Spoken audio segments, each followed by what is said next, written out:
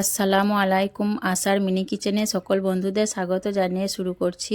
আজকে আমি নিয়ে এসেছি ইফতার স্পেশাল ডিম পাকোড়া রেসিপি। ইফতারের মাত্র 5 কি 10 মিনিট আগে খুব সহজে ঝটপট করে বানিয়ে নিতে পারবেন। আর ইফতারিতে এরকম একটা পাকোড়া রেসিপি থাকলে কিন্তু মন্দ হয় না। ছোট থেকে বড় সকলেই কিন্তু খুব মজা করে খেয়ে নেবে। তো চলুন ডিম পাকোড়া রেসিপিটি দেখে নেওয়া যাক। আর যারা নতুন বন্ধু আমার ভিডিওটি দেখছেন, ভালো লেগে থাকলে অবশ্যই আমার চ্যানেলটি সাবস্ক্রাইব করে আমার পাশে থাকবেন।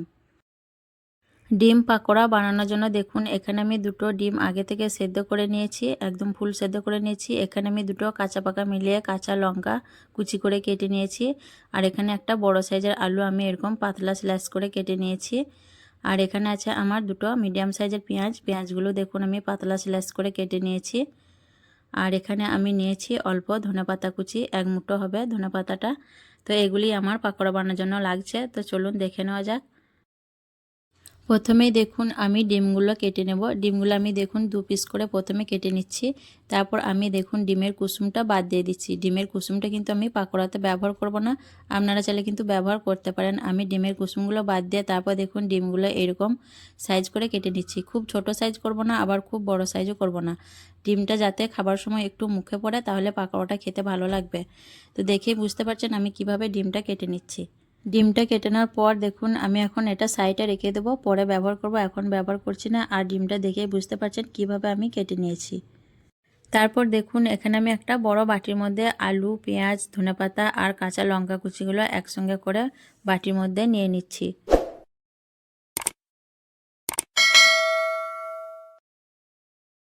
তারপর আমি এখানে দিয়ে দিচ্ছি দেখুন 1 চামচ নুন। নুনটা অবশ্যই নিজেদের স্বাদ মতো দেবেন। আর দিয়ে দিচ্ছি হাফ চামচের থেকে একটু কম হলুদের গুঁড়ো, হাফ চামচের থেকেও কম লঙ্কার গুঁড়ো, ঝালটা অবশ্যই নিজেদের পছন্দ অনুযায়ী। হাফ চামচ জিরে গুঁড়ো, হাফ চামচ ধনে গুঁড়ো, আর দিয়ে দিচ্ছি কালারের জন্য কাশ্মীরি লাল লঙ্কার গুঁড়ো, আর দিচ্ছি হাফ চামচ আদা রসুন বাটা, আর দিয়ে দিচ্ছি চা চামচে 2 চামচ বেসন ভর্তি ভর্তি। এখন আর বেসন আমি দেব না, পরে লাগলে আবার ব্যবহার করব। আর দিয়ে দিচ্ছি 1 চামচ শুকনো চালের আটা, এতে করে পাকোড়াটা মুচমুচে আর ক্রিস্পি হবে।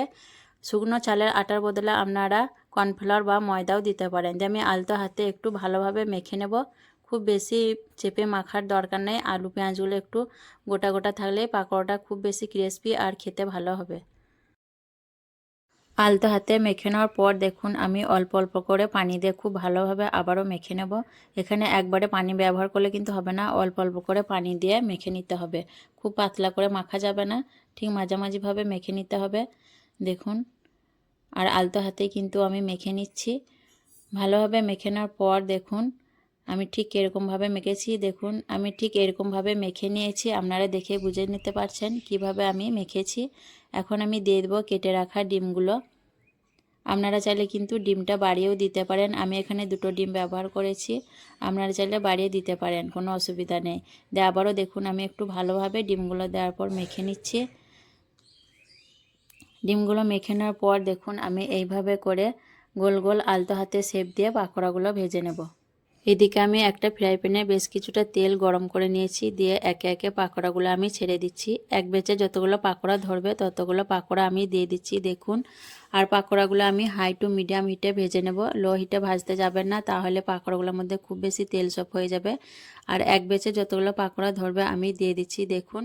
আর এই পাকোড়াগুলো ভাজতে কিন্তু খুব বেশি সময় লাগে না, অল্প সময়ের মধ্যেই কিন্তু ভাজা হয়ে যায়।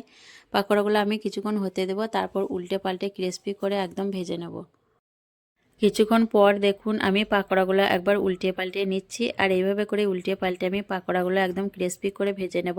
আর পাকোড়াগুলো কিন্তু খুব সাবধানে একটু ভেজে নেবেন, নাহলে কিন্তু ডিম ছিটিয়ে এসে গায়ে লেগে যেতে পারে। ডিম ভাজার সময় কিন্তু বেশিরভাগ ছিটিয়ে আসে। পাকোড়াগুলো দেখুন আমি একদম ক্রিস্পি আর ব্রাউন কালার করে ভেজে নিয়েছি। এখন দেখুন পাকোড়াগুলো আমি একে একে তুলে নেব তেলটা ঝরিয়ে। আর পাকোড়াগুলো দেখুন দেখতে কতটা লোভনীয় হয়েছে। দেখুন পাকোড়াগুলো কিন্তু অনেকটাই লোভনীয় হয়েছে দেখতে, আর খেতেও কিন্তু অনেক মজার হয়। তো এইভাবে করে আপনারাও কিন্তু খুব সহজেই ইফতারের কিছুক্ষণ আগে 5-10 মিনিট আগে ভেজে নিতে পারবেন। আর খুব বেশি সময় লাগে না, মাত্র 4-5 মিনিটের মধ্যেই তৈরি হয়ে যাবে। তো এইভাবে করে আমি বাকি যে পাকোড়ার ব্যাটারটা আছে সেটাও আমি তৈরি করে নেব।